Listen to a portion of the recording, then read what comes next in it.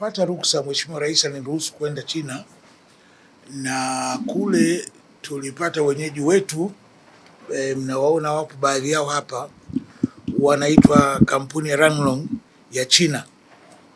Kampuni ya Ranlong ya China walinipeleka mimi na ujumbe wangu, tukaenda jimbo la Sichuan China, katika mji wao mkuu unaitwa Chengdu.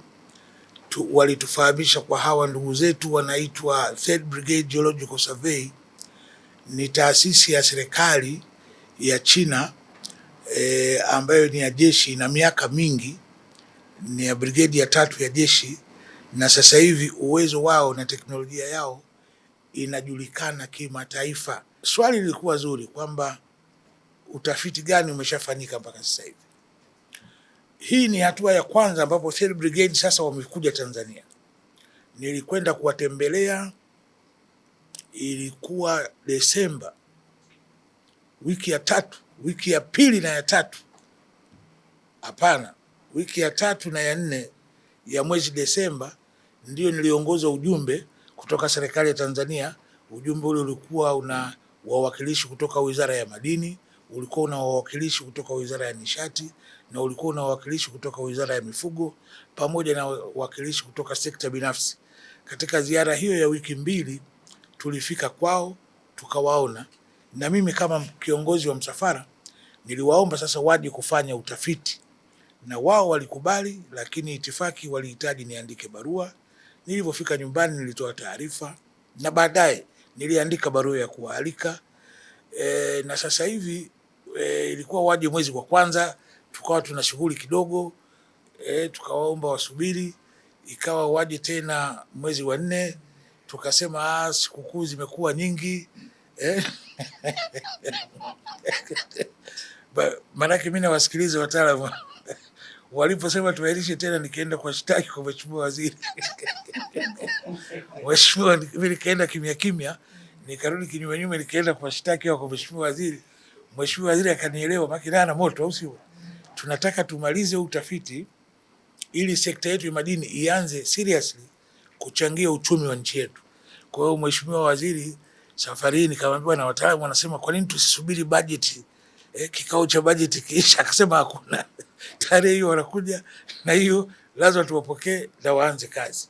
Kwa hiyo wamefika katika hatua ya kwanza, na katika hatua ya kwanza hawa ni viongozi wa juu sana wa Third Brigade, hii taasisi ambayo iko China ambayo inafanya utafiti wa madini.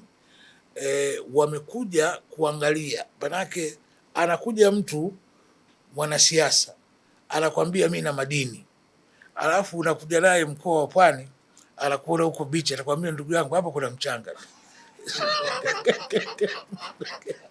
au unakuja naye Serengeti, atakwambia bwana hapa kuna wanyama labda na misitu. Sijui tunaelewana vizuri. Kwa hiyo hii ni ziara ya hatua ya kwanza ya muhimu, na wamesema kwamba katika mkoa wa Rukwa madini wameyaona, na wameona mikondo ya ile madini inatoka kwenda kwenye mikoa mingine pia. Kwa hiyo utafiti huu utaongezwa kufata ile mikondo ya madini. Kwa mfano madini ya titanium wamesema tulichokiona pale ni yanapoishia. Sasa kuna ngome yenyewe, tukija tutaifuata tujue pale penyewe ile ngome ilipokuwa, na tutajua sasa uwingi wake. Sasa katika hatua hii ya kwanza tayari wameshapendekeza ni njia gani sasa tufate ili tufikie hatua ya kuyajua ya madini na kuanza sasa kuyachimba kwa manufaa ya kubadilisha uchumi wa Tanzania kupitia madini.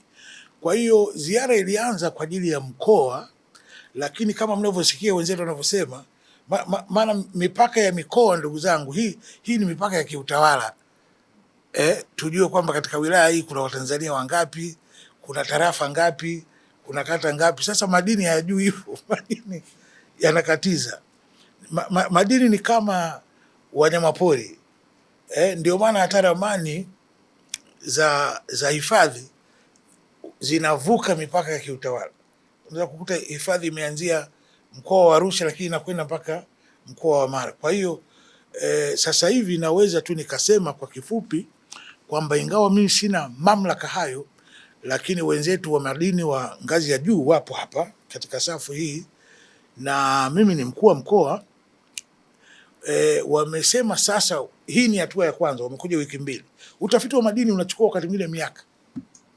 Sasa watakwenda sasa, baada ya makubaliano hapa, watakwenda nyumbani, tukishakubaliana nao, halafu sasa wataleta hizo timu.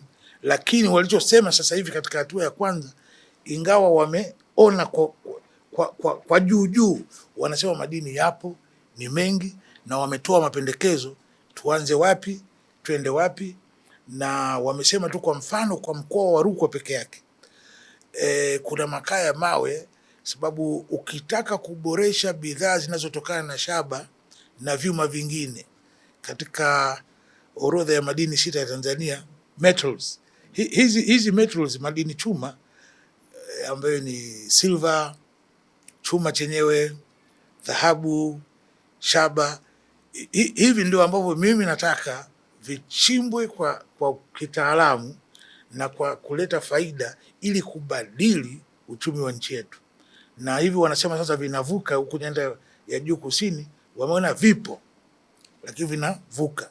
Sasa ndio hapo wanapoingia wenzetu wa Wizara ya Madini, tutawasaidia hawa wayatafute kote kule yalikovuka. Kwa hiyo tutakwenda mikoa ya Katavi, Kigoma, Songwe, Iringa, tutakwenda mpaka mpakani na Zambia, tutakwenda mpaka mpakani na Msumbiji, Ruvuma, Lindi, kote ambako watakuwa wanayafuatilia kwa kufuata taratibu na sheria zilizopo za utafiti wa madini katika nchi yetu. To check the geological preliminary survey, we find lots of remains of the gold, copper, titanium, and emeralds, etc.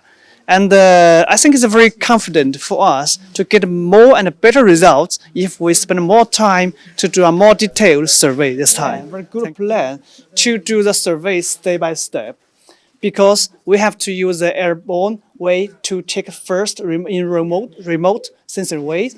Then we do the more geological chemical ways and the geological physical ways to know what reserve we have and in what solution we can start the mining. So which way is most efficient and can we get the best returns? That's it. Thank you.